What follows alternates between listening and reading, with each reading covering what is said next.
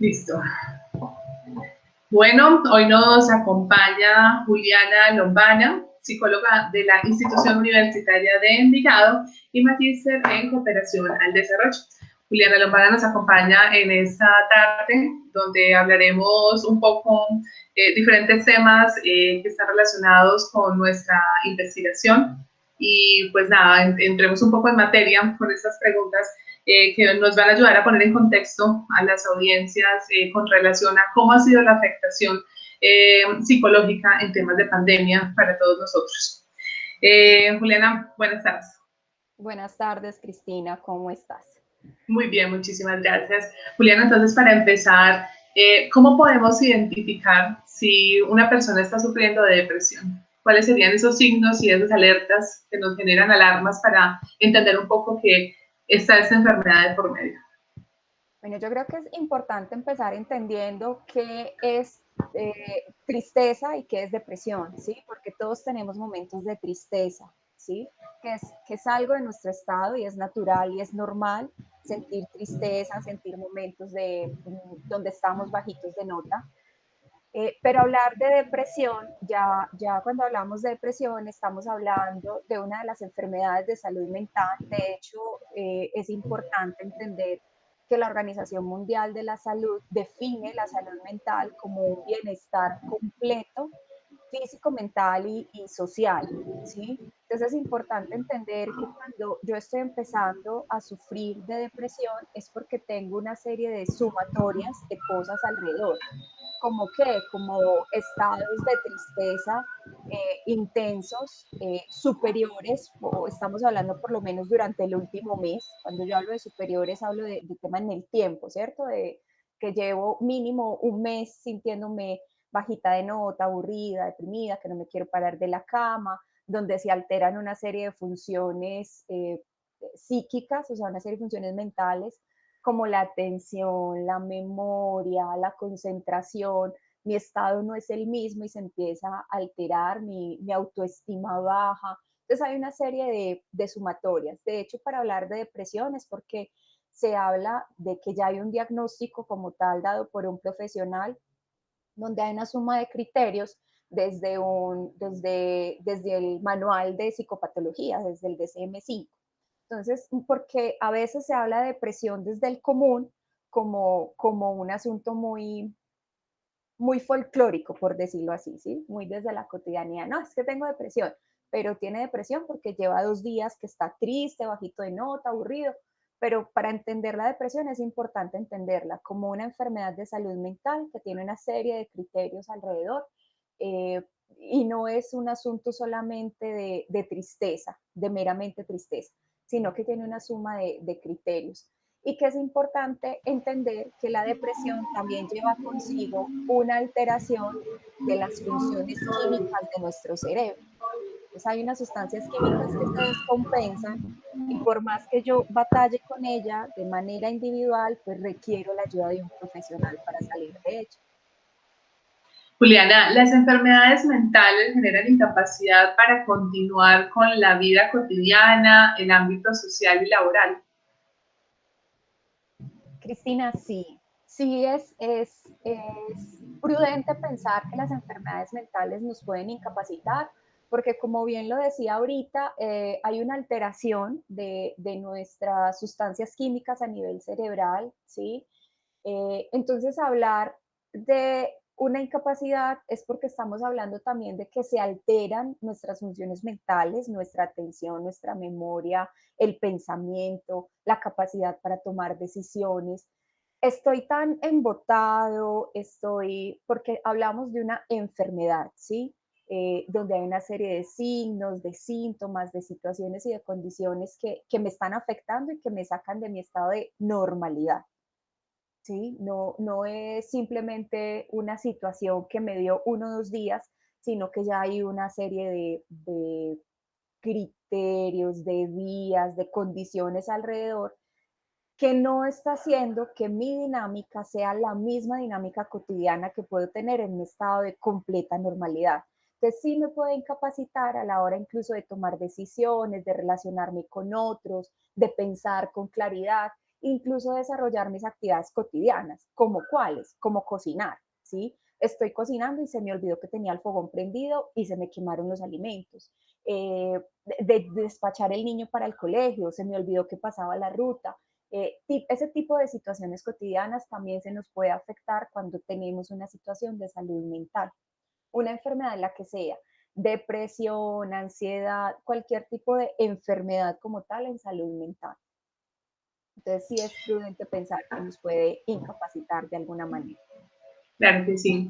En estos tiempos de pandemia, donde estamos tan cargados y tan intoxicados de tanta información negativa, donde hemos tenido pérdidas familiares, personales, pérdidas laborales, bueno, una cantidad de pérdidas en torno al ser. ¿Cómo podemos manejar ese tema de la ansiedad? ¿Existen algunos ejercicios, algunas lecturas, algunas guías? ¿O qué es lo fundamental que debemos de tener como de conocimiento base para poder manejar ese proceso de ansiedad que se pueda estar viviendo en la actualidad? Bueno, Cristina, mira, la ansiedad es importante entender que es una sensación, ¿sí? Que hace parte de nuestra vida cotidiana, que es una sensación normal en nuestra vida, eh, y que podemos sentirla de una forma ocasional, ¿sí? La ansiedad hace parte de nuestra dinámica. ¿Cuándo nos empieza a afectar? ¿Sí? Cuando ya empezamos a tener episodios o momentos muy intensos o muy prolongados, donde empezamos a sentir miedo, donde empezamos a querernos aislar como de ciertos estímulos porque nos empieza a dar taquicardia, porque nos empieza a dar sudoración, porque nos empieza como a dar cierto tipo de reacciones, nos empieza a poner nerviosos, por decirlo así, nos empieza a generar como ciertas respuestas en nuestro organismo.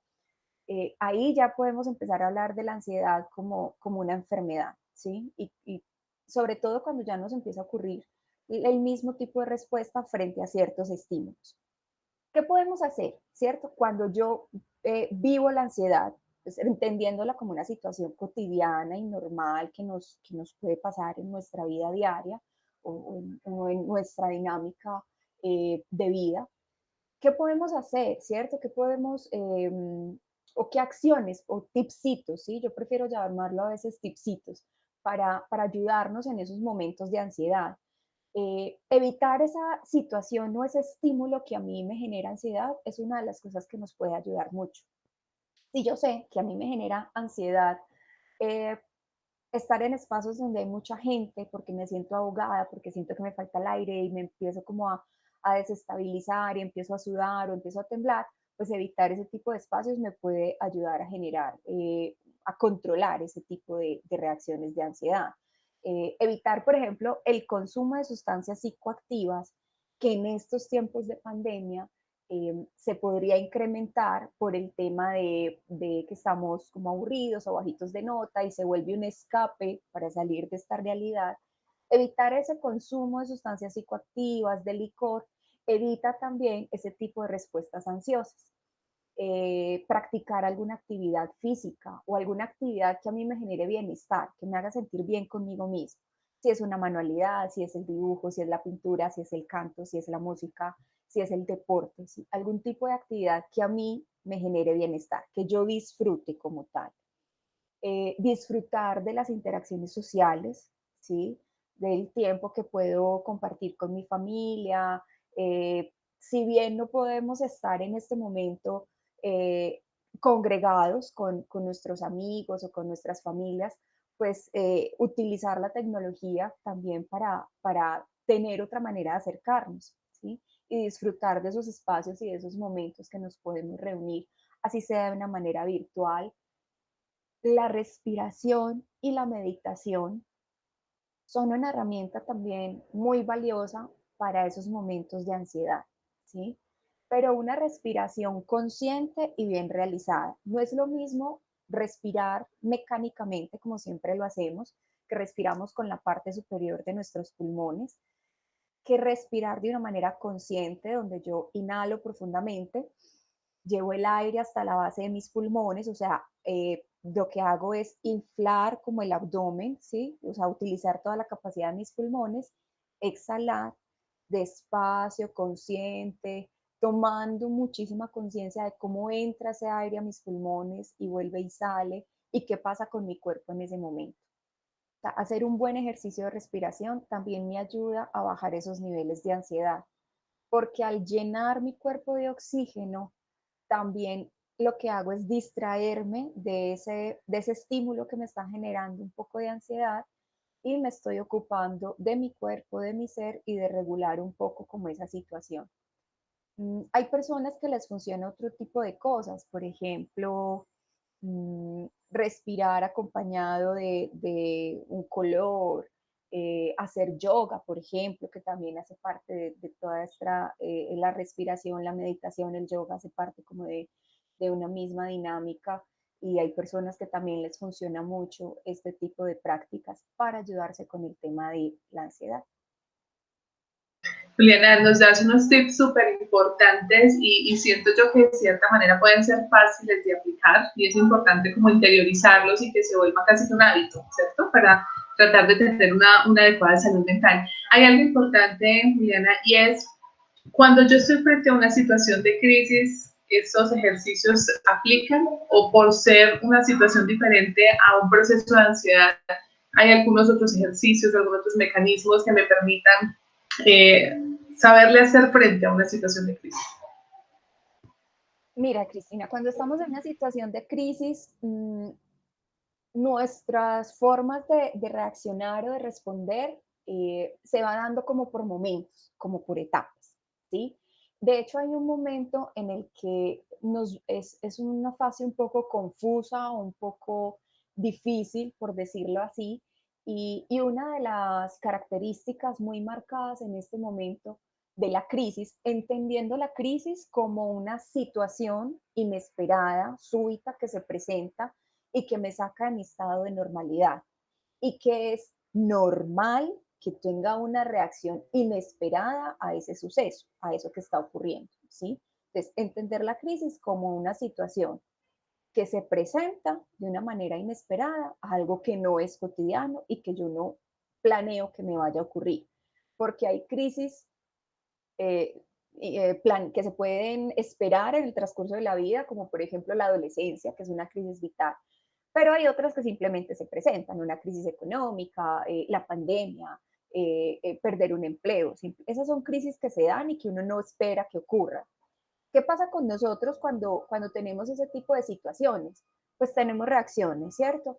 A veces reaccionamos y no esperamos reaccionar de esas maneras, o me da angustia, o no logro pensar con claridad y me torno ansioso, puede ser una manera de reaccionar, o soy como enredado, embotado, confundido, no logro tomar decisiones con claridad en ese momento. Entonces, ¿qué pasa? Nos tornamos, hay un momento, porque se da como por fases, como por momentos esa reacción, está el momento de la situación precipitante o el hecho que llega y ya empiezo como a ver cómo confronto esa situación y puedo tornarme un poco confundido, desorientado, angustiado, asustado, temeroso, en estado de shock. Entonces ahí tenemos un poco de estas reacciones. ¿Funciona lo que acabamos de decir? La respiración, sí. ¿Funciona reconocer la emoción que tengo en ese momento? Sí. Reconocer que tengo miedo, que tengo rabia, que tengo susto, que estoy molesto, que esto también funciona. Reconocer la emoción, pero también saber qué voy a hacer con ella, no solo reconocer. ¿Tengo rabia? Sí, pero ¿cuál puede ser la forma más adecuada de manejar la rabia en ese momento? Si simplemente tengo rabia, la reconozco y voy a hacer algo para controlar mi rabia en ese momento, ¿sí?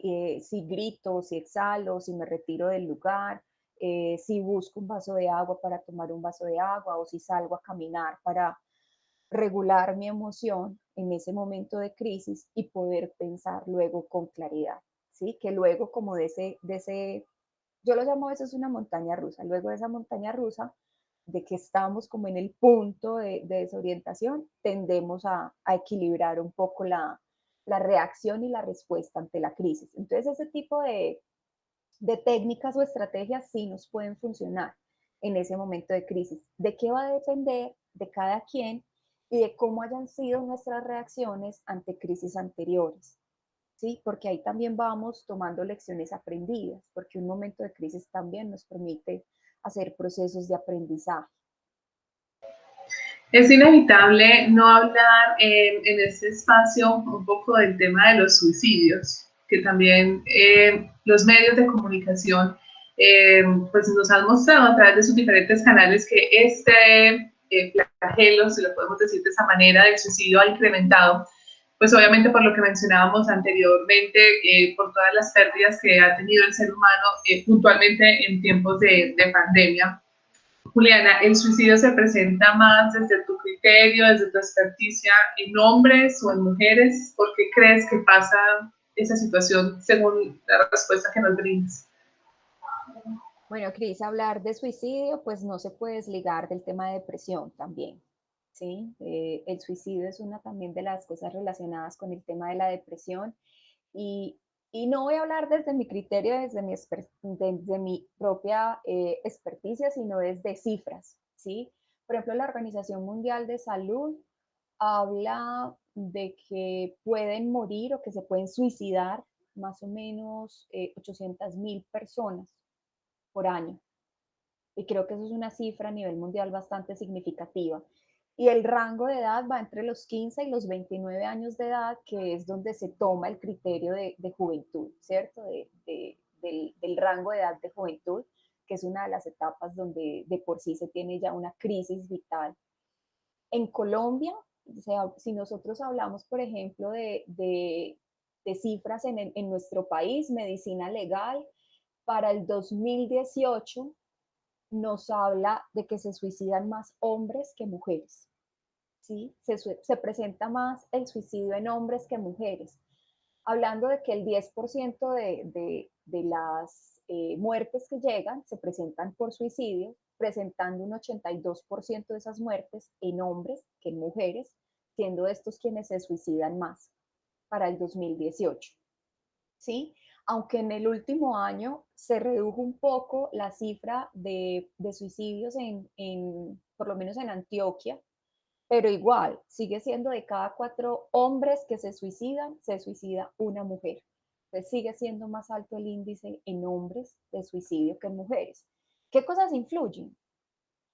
Pues ahí ya podemos empezar a hablar del consumo de sustancias, del alcohol, de la cultura, porque a los hombres les enseñan que no se llora, que no se muestran las emociones, que hay que ser fuertes, que hay que ser duros. Las mujeres sí somos más emocionales, porque tenemos ese permiso de mostrar lo que sentimos. Y la depresión no diagnosticada aumenta ese riesgo de suicidio entre los hombres.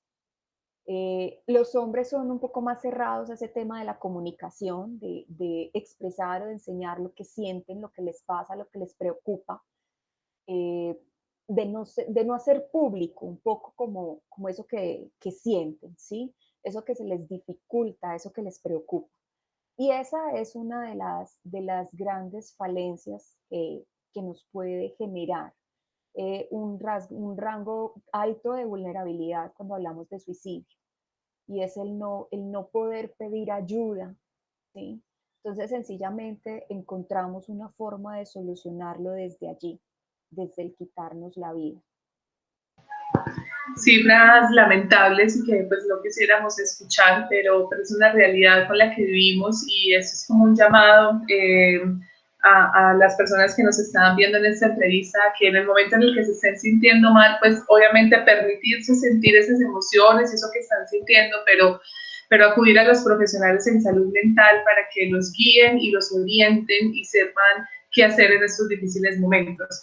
Y Juliana, tú como profesional de salud mental, ya para ir finalizando esta entrevista, ¿qué nos sugieres de qué debemos de hacer para tratar de tener una salud mental adecuada? Bueno, Cristina, importante, lo mencionaba ahorita, reconocer nuestras emociones.